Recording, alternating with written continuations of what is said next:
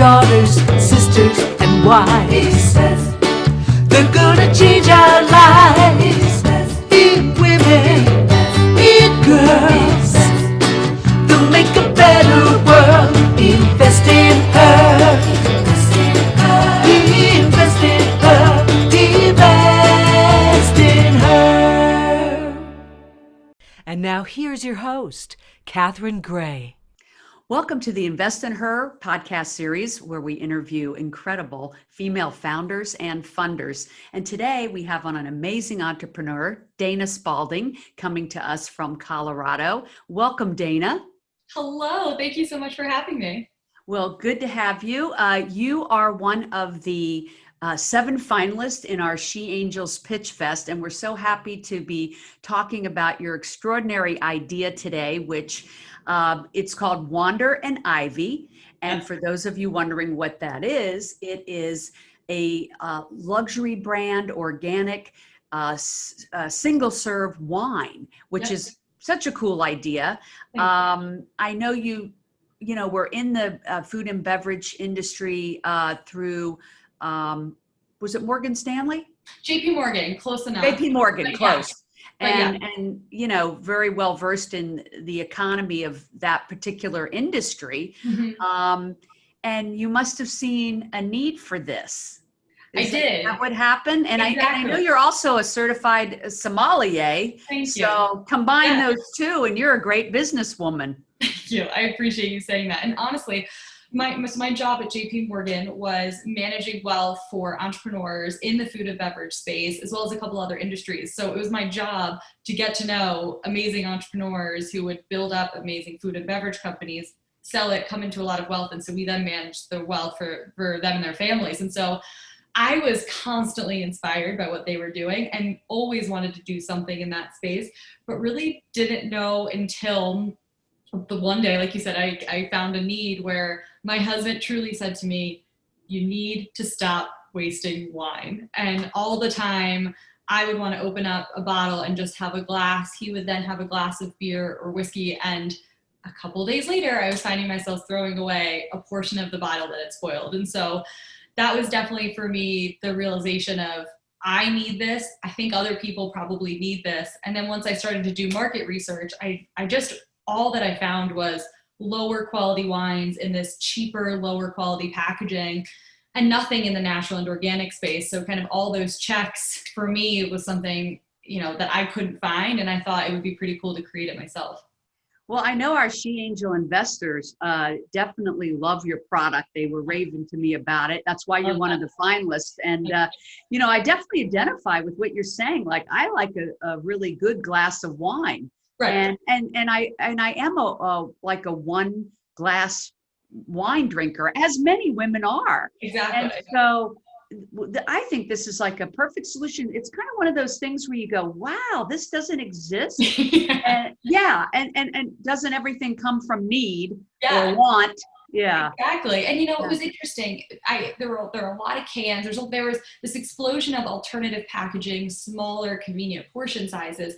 But for me, all of them felt way more suited for outdoor venues. And, in those situations, cans and plastics and bags and boxes, they can be great. But so many more people, obviously, particularly in 2020, which I know we'll talk more about how we've been impacted by COVID. But this year, more than ever before, people are wanting to have that great glass of wine at home and aren't necessarily wanting it to be out of a plastic or a can and wanting to still have that experience. Totally. I'm one of those people, and I don't even fall into your demo. Like, I know you're targeting female millennials, but I really think my over 40, I'll just say, over 40 group, we want that too. We want a sophisticated glass of wine, but and I love that. Yeah, it makes perfect sense that you don't want to open a whole bottle of wine and you don't want to waste it. But you also don't want some cheap brand that's like you said, in a cardboard packaging. That's not very cool. I mean, if I'm going to have a glass of wine, I want it to have a sophisticated experience. And I love that yours is also organic. Exactly. Yeah. So it's something, honestly, when I realized I was going to make the leap away from wealth management. If I was going to do it, there needed to be enough differentiations that made us stand out. And so a lot of it, the packaging, and by the way, this is what it looks like. Yeah, cool. So the packaging is very unique. We wanted it to be more premium, but to your point, we also really wanted it to be organic ingredients. And I wasn't really familiar until I got my sommelier certifications and kind of dug into the industry, that there are actually no regulatory requirements for there to be any ingredients on any wine. And so as a consumer, I think a lot of us, me included, initially just think, well, it's just grapes. There's nothing harmful in there. But I started more and more learning about the negative things that can be put in because there's no regulatory requirement for people to say what's inside. For the most part, customers don't know. Wow. Now there's regulatory staples for made with organic grapes. So you know that when you're drinking this, it has no herbicides, pesticides, or other artificial chemicals that really do filter down into the wine in the same way that they do for any food. So I just learned that if I'm trying to eat a little bit more organic and, shop that aisle at Whole Foods, I should probably pay more attention to it on the wine side. And I think there's more and more people that are becoming aware of that in the wine industry and wanting to put that in their bodies. And so my hope is that we were kind of on the early wave of people getting more educated and wanting a glass that didn't necessarily have pesticides dumped in them. You definitely are on the leading edge with this. And I would think that there's people out there saying, wow, I'd like to invest in that. I mean, who doesn't want to be on the ground floor of something game changing like this and where there's such a demand? And the organic aspect is really important. I have a lot of friends that actually get headaches from wine, and I've read up on that, and it sounds like it's because it's not organic, and the organic wine tends to not have that same effect on people most of the time. And I think, yeah. And so that is a really important aspect. So not just the packaging, not just the single serve size, but the quality of it. Right. Yeah. Exactly. And there's a lot of different reasons. I think with everyone, it's different in terms of how it impacts them, but there definitely is research that shows the more additives, the more chemicals that is mixed with any alcohol, that's likely to lead to a negative effect the next day. Again, I personally think there's a ton more research that'll be exciting to see for this, but there's already clear research that the more chemicals and additives you have, less likely, or the more likely rather, you're gonna get a headache the next day and not feel great. And so if you just want one great glass, have one that's clean, nothing dumped inside, and it really is just the way the winemaker, intended it to be, from the grapes, from nature, and not, negatively affecting you the next day. Absolutely. All good points. And now, do you make this in Napa, or where is it, or what? Yeah, great question. Yeah. So we actually, each of our wines, we have 4 varietals, and they're each sourced from a different family-owned vineyard around the world. So what I really wanted to do was to source from well-known regions and grapes that were really well-known in that region. So for example, we started with a Sauvignon Blanc from New Zealand, something that's so popular, and they're really great at it there. And we did that across regions or across the world. So we initially sourced from New Zealand, and now we source from Spain, France, we've sourced from Italy, as well as California and Oregon. So I've tried to make it a global brand, and then we source all of that and produce in Napa. So we get fully finished wine from all of our family-owned partners. We take that to Napa, and then from there we bottle, label, and package into our pretty little 6-ounce bottles. Cool. Now, where can somebody find out about this? So it's wanderandivy.com. Yes, exactly. And so Did they spell out the and? Because I know it's Wander+Ivy. Thank you for asking. Yes, we spell out and for wanderandivy.com. And our website, if you click where to buy, it shows the 3 different options that folks have. You can find a store near you where we're in Colorado, which is where I'm based now. We're in Colorado, California, Texas, and New York in terms of in-store locations. I'm hoping to expand that. But online, we ship to about 40 states. And so you can go on, and the other option is send right to your door. So just like any other direct-to-consumer business, you can select one of our varietals, ship it. We ship in 8, 12, or 24 packs, and we ship to your door. And then the last way of how can I buy is also joining our wine club, where you get a big discount, and we send a quarterly case to you. What about, do you think the future is I could, ask for it at a restaurant? Yeah, so that's such a great question. that's evolved a little bit this year. Initially, restaurants weren't a huge focus for us because we thought, if a restaurant, especially a restaurant that's going through a lot of wine, they don't necessarily need single serve. But if a restaurant, where we were considering initially was if they are more of a fast casual and folks are just looking to have a quick meal in a glass versus a dining sit down experience, we thought that could be a great opportunity for us. And we actually are in locations like that. But this year, what's been interesting is that pickup and curbside pickup from restaurants has been a brand new thing for almost everyone who previously didn't have it. And, there were weeks, even months, when restaurants were putting their wine in, styrofoam cups or plastics and giving it to people as they picked up their food. And so we did a pitch with our distributors that we work with to say, hey, I think this is an opportunity, especially the more mid to high tier restaurants, which are looking for that experience. They don't probably want to put them in glass in a plastic cup or a styrofoam. What about just giving a $6.99 one of these for them to walk out with? It's a much better experience. So that's actually been a really interesting evolution for us. And I will also say the hotel space in terms of on-premise has been, I think it will be an interesting opportunity. It's been paused, I would say, probably this year with what's going on and less travel. But with the hotel space, there's so much innovation in the minibar. People are trying to figure out, people are no longer wanting these overpriced full bottles and a pack of Doritos.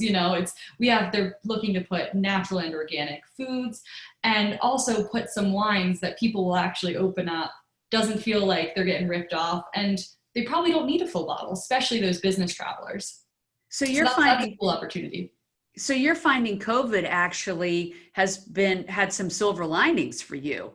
For sure. I would say our online business surged in a way that we never really, we just launched, we're still a pretty young company. We launched in 2018 overall. We only launched our direct to consumer online business December of last year. So it is really young. And we saw, I'm so proud to say, every month since the beginning of the year, we doubled or tripled month over month sales. And in my opinion, it was for a couple of reasons, but COVID really was a positive where a lot of people were no longer going to bars. They were no longer necessarily even going to liquor stores after the surge at the beginning, and they were ordering online. And so that really helped us. And, obviously we've been impacted in some negative ways as well, but I think there's some really fun, cool silver linings to how we can deliver a product that people want to their door. Yeah. And, a lot of people are also going to hotels, even though they're not traveling as much, they're going to hotels like we just did, not far from where you live, like you're driving to it, maybe 2 to 4 hours. And so I could definitely see it being a huge market for it in the hotel rooms. Thank you. Yeah. We have a couple of great hotel partners here, and we're talking with a couple in other regions, which is great. I think scaling on a national level with any chain like that could be really exciting. Oh, that'd be huge. That'll be a home run. Right, exactly. And I think they were certainly, there were a lot of furloughs, there were a lot of negative impacts to the hotel industry. So I think there's been some pauses from a buying standpoint. But I feel like once that starts to pick up, like you said, my husband and I did the same, fun near travel, not going too far, not necessarily getting on an airplane, but doing a little staycation at a hotel. I think a lot more people are doing that. It seems to be picking up, which I'm hopeful is another opportunity for us. Right. A lot of people might not know that as most industries, there's very few women that run companies or have found companies in the spirits arena. I've had some on the show that have been in that niche and have learned from that experience that there's very few of you in that, but it's becoming more and more popular, and certainly you're a trailblazer in that arena. Have you found it difficult to get funding for this? Like, can you share with us some of your previous experience and how you're doing with getting investors? For sure. So I'm very proud to say to date, we've raised about 1.6 million, which is that's impressive. Thank you. It's been something I'm so proud of. And I will say, my current investors are phenomenal. I feel very lucky, but I think for what I have found with investing or raising any type of capital is when your product isn't necessarily geared towards the people in the room, it becomes a lot harder of a conversation. And I think that's, in any room. So a product that is, I love that men have our wine, but in general, we gear it to females and specifically millennials. And so it's tough when the room looks nothing like your target demographic and really doesn't understand the need whatsoever. And so I have been in many, many rooms where every single person is male, and there, you have the comments of, I just don't understand this need. I don't see it at all. They maybe say, oh, sometimes that happens with my wife, so maybe I get it. But that for me, I think is a challenging hurdle to get over, is you realize pretty quickly they don't get it. So you just have more to prove, which is okay. I think it's a lot of different industries. So you have to come with a lot more data. You have to come with a lot more proof of why this is a need and how I'm going to fill it, I think. I'm so glad that you brought this up. It is the very reason that we're doing our She Angels projects, from the Pitch Fest to the TV series to this program, Invest in Her.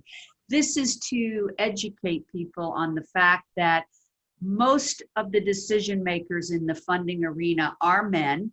And if you don't identify with a product or service, you're not going to invest in it. And that's why we need more female funders. We have lots of female founders, but they need funding. And with us getting less than 15% of the funding right now, and us wanting to use this as a platform to change that, we want our women listeners to understand that they need to become angel investors, and that there's plenty of groups out there for them to belong to, like OSEA, which is OC in Orange County, Zondra's group, Zondra Laskowski, and who's a big fan of yours. And also Golden Seeds and other ones around the country that I'm sure you've talked to, because it does make a difference if you're sitting across from somebody who relates to you and your product. It just does. Like you hit the nail on the head. And so we need more female founders. And there's women that are out there and they're very generous with philanthropy and whatnot, but they need to understand that as important as that is, it's also important to invest in other women entrepreneurs. And how exciting to be a part of something like what you're doing. They have that opportunity not only to make money in an investment, but to get behind a woman and leave a legacy of doing something that's game changing, So I agree with everything you said. Cool opportunity. And, for sure.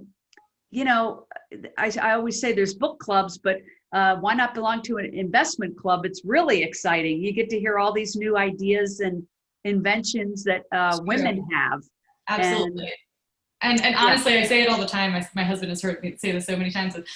I hope that this can be successful, and then I come into that threshold where I can do that for other people, because I've seen how hard it is to raise. And again, I'm so proud. I have amazing investors behind me, but it definitely is a longer sell cycle when you don't have a room of people who get the product, and it just takes a lot longer to get those checks actually written. And I would love, that's a dream of mine, to be able to invest back in women after hopefully being successful here.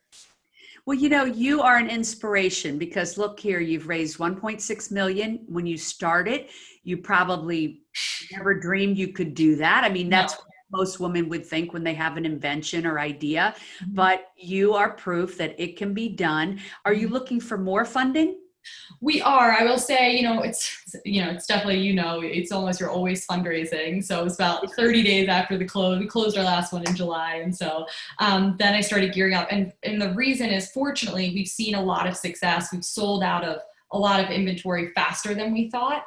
And we're pretty capital intensive in that we produce big volumes at a time in a bottling production in Napa, as I shared. And so we really need that upfront capital to be able to do it. And now I'm super excited. We have some opportunities. We just are about to launch with Walmart in California, and we have some other national chain opportunities. And so, as you can imagine, from a inventory standpoint, we really do need to ramp up. And so I'm planning our next raise for early next year, kind of already starting those conversations. My goal would be about a $2 to $3 million raise early next year with a big goal. We have a small, lean team. I'd kind of like to keep it that way. I'd like to build a little bit there, but a lot of it is just building inventory so that we can be able to go to these large chains to say we can truly fulfill. We have the inventory, we have the capital, we have the marketing dollars to be able to really do that. Because right now we're a little limited. To give you as an example, we got huge orders from our distributors in July. So we actually, for all of our online sales, we had almost entirely pull back our any marketing dollars because we didn't have the inventory. And so what I'd like to do is be able, which again, great problem to have, Yeah. but it's still a problem.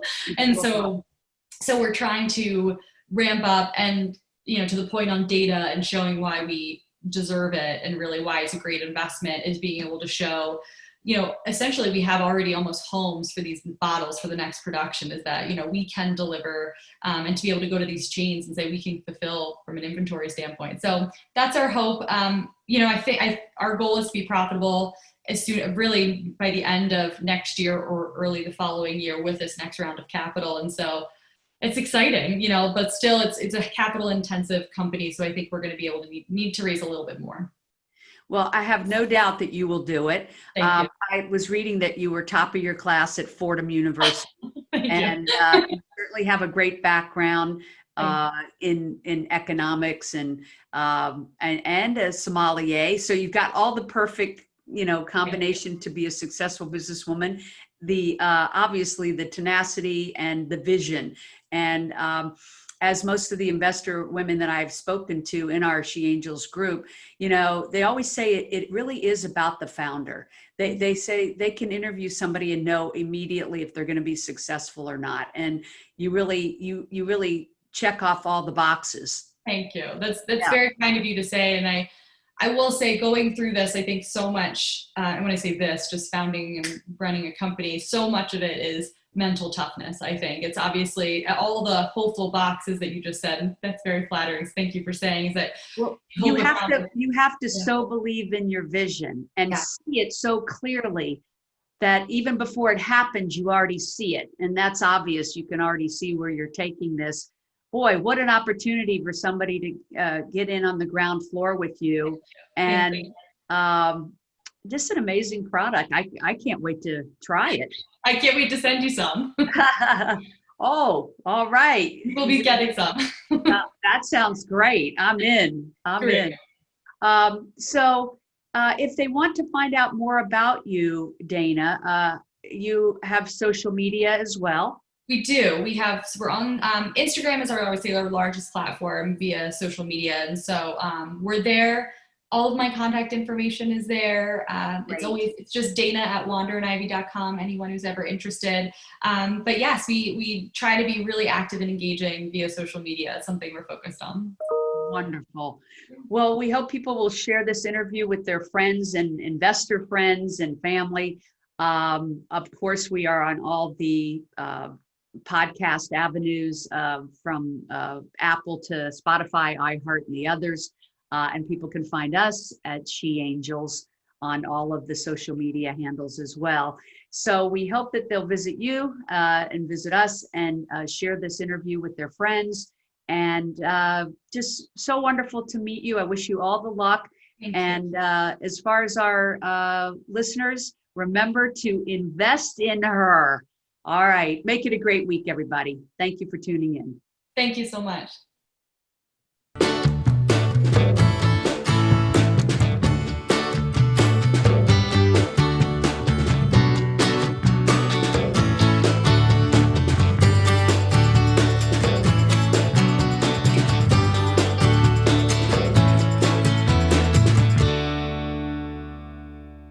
Our theme music was created and produced by Lindsay Tomasic.